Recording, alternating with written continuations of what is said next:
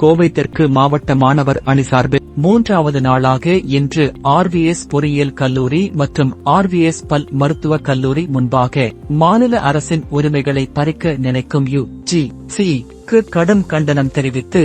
UGC 2025 வரைவு நெறிமுறைகளை திரும்பப் பெற வலியுறுத்தி பொதுமக்கள்,